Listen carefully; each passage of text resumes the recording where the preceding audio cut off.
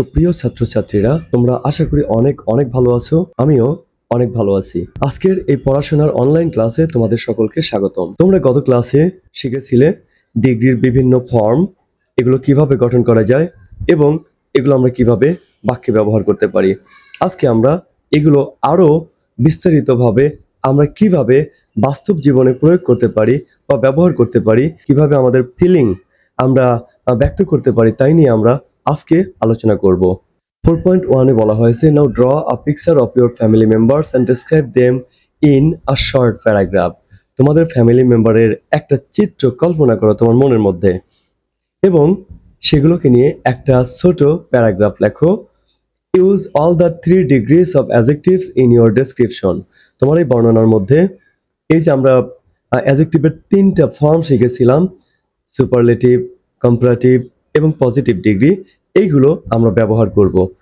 Letter paste it on the wall and invite your friends to read ইট।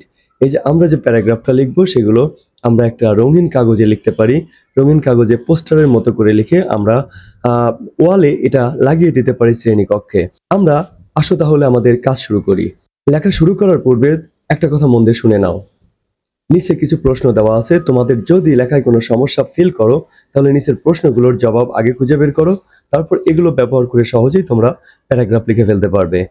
দেখো এখানে লেখা আছে, you can write the paragraph answering the following questions or you can write on your own. মানে তোমরা এই প্রশ্নগুলোর উত্তর দিয়ে প্যারাগ্রাফ লিখতে পারো, আবার তোমরা চাইলে নিজে নিজেও লিখতে পারো। আসো আমরা আগে প্রশ্নগুলোর উত্তর দেখি। প্রথম প্রশ্ন দেখো, how many members are there in your family. তোমার ফ্যামিলিতে কয়জন মেম্বার আছে? যেমন আমার ফ্যামিলিতে 6 জন মেম্বার আছে, তোমার ফ্যামিলিতে কিন্তু আরো বেশিও থাকতে পারে, কমও থাকতে পারে।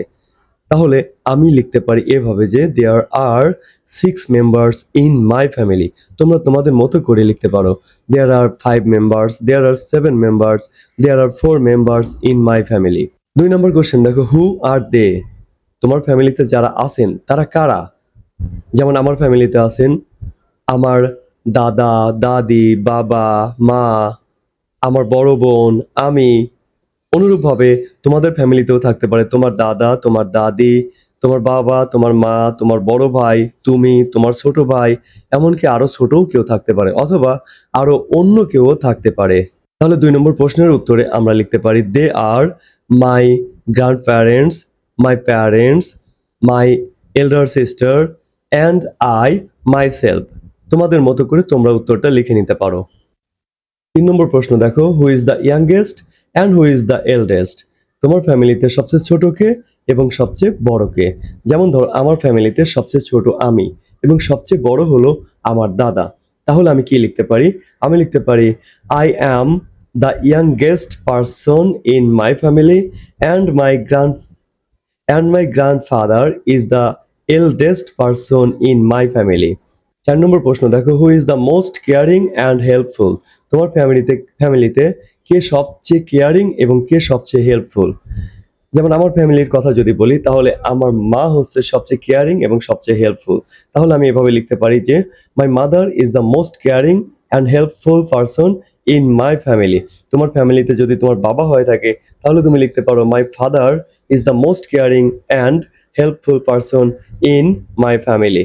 আবার যদি আলাদা আলাদা হয়ে থাকে তাও লিখতে পারো যে my mother is the most caring person and my father is the most helpful person in my family. 5 নম্বর প্রশ্ন দেখো, who is your best friend. তোমার সবচেয়ে ভালো বন্ধু কে? And who is not as friendly as he or she.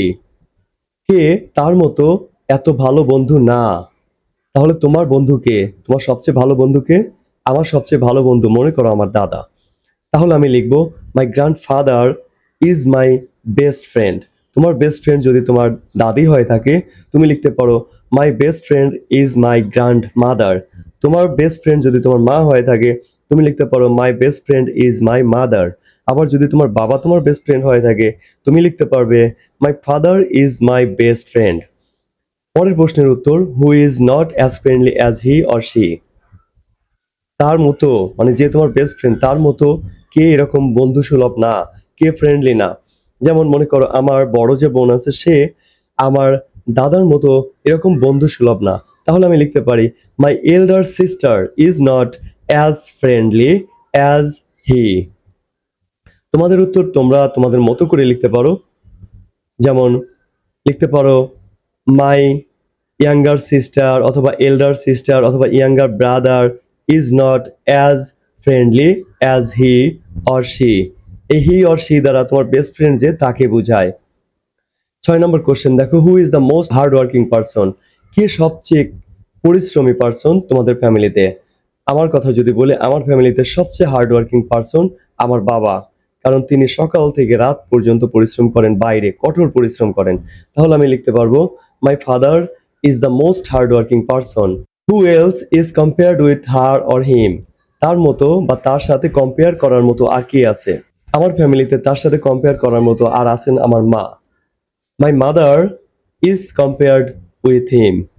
আমার মাকে তার সাথে তুলনা করা যায়। তোমরা তোমাদের মতো করেও লিখতে পারো my mother can be compared with him অথবা my father can be compared with him. মানে তোমাদের পরিবারের সাথে মিল রেখে তুমি এটা লিখতে পারো। তো আমার পরিবারের জন্য আমি কি লিখবো? লিখবো মাই mother is compared with him. মানে আমার মাকে আমার বাবার সাথে কঠোর পরিশ্রমের দিক দিয়ে তুলনা করা যায়, কারণ আমার মাও কঠোর পরিশ্রম করেন, তিনিও সকাল থেকে রাত পর্যন্ত পরিশ্রম করেন। 7 নম্বর কোশ্চেন দেখো, what do you love most about your family? তোমার ফ্যামিলি সম্পর্কে তুমি কি সবচেয়ে বেশি পছন্দ করো? তোমার ফ্যামিলিতে সবাই কিছু না কিছু অবদান রাখে, সবারই অবদান আছে, আবার ফ্যামিলির কিছু সুবিধা আছে, আবার কিছু অসুবিধাও আছে নাকি? তোমার ইচ্ছা মতো কাজ করতে দেয় না, সেজন্য কিছু অসুবিধাও থাকতে পারে তোমাদের কাছে। তবে তোমার ফ্যামিলি কি তোমার কাছে ভালো লাগে? যদি ভালো লাগে তাহলে তোমার ফ্যামিলি তোমার কাছে কি কারণে ভালো লাগে, কেন এই ফ্যামিলির সবচেয়ে বেশি ভালো দিকটা তোমার কাছে কি, তুমি সেটা লিখবে। যেমন আমি লিখতে পারি আমার ফ্যামিলির সম্পর্কে এরকম, about my family the most important thing is that all the persons are very supportive and helpful.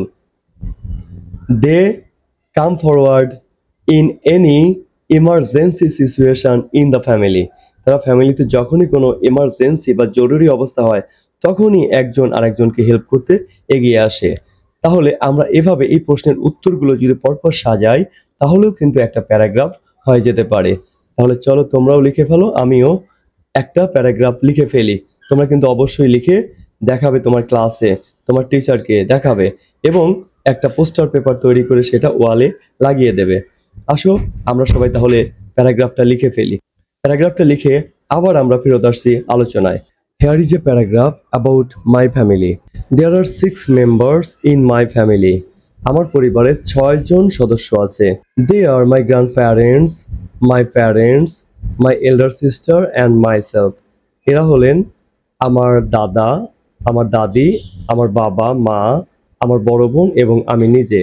My grandfather is the eldest person and I am the youngest one in my family. আমার ফ্যামিলিতে আমার দাদা সবচেয়ে বড় এবং আমি হলাম সবচেয়ে ছোট। My mother is the most caring and helpful person. আমার মা আমার ফ্যামিলিতে সবচেয়ে কেয়ারিং এবং হেল্পফুল পারসন। কেয়ারিং মানে কি? যত্ন নেয় বেশি, অ্যান্ড হেল্পফুল মানে উপকারী বা সাহায্যকারী। My grandfather is my best friend. আমার দাদা আমার সবচেয়ে ভালো বন্ধু। And my elder sister is not as friendly as he is. এবং আমার বড় বোন সে আমার দাদার মতো এতটা বন্ধুর মতো নয়। My father is the most hardworking person in my family. আমার ফ্যামিলিতে আমার বাবা সবচেয়ে hardworking person. My mother is as hardworking as my father. আমার মা আমার বাবার মতো এরকমই পরিশ্রমী। The thing that I like most about my family is that the members of my family come forward to support each other and remain united at the time of emergency situations. আমার ফ্যামিলির সবচেয়ে যে দিকটা আমার ভালো লাগে সেটা হলো আমার ফ্যামিলির সবাই খুবই সাপোর্টিভ। তারা এগিয়ে আসে যখনই ফ্যামিলিতে কোনো এমার্জেন্সি সিচুয়েশন তৈরি হয়, যখনই কোনো জরুরি অবস্থা তৈরি হয় তখনই এগিয়ে আসে এবং তারা সবাই একত্রিত থাকে।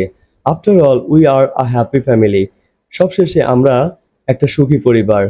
এটা আমি আমার মতো করে লিখেছি, তোমরা তোমাদের মতো করে আরো তথ্য অ্যাড করে বা কোনো তথ্য বাদ দিয়ে তোমরা নতুন করে তোমাদের মতো করে লিখতে পারো। তোমাদের মতো করে লিখতে পারলে সেগুলো আরো বেশি ভালো হবে আমি মনে করি। তাই তোমরা নিজেদের মতো করেই লেখার চেষ্টা করবে। আমি তোমাদের শুধুমাত্র দেখিয়ে দিলাম, হেল্প করলাম। সব কাজ তোমরাই করবে, এটাই সবচেয়ে বেশি ভালো।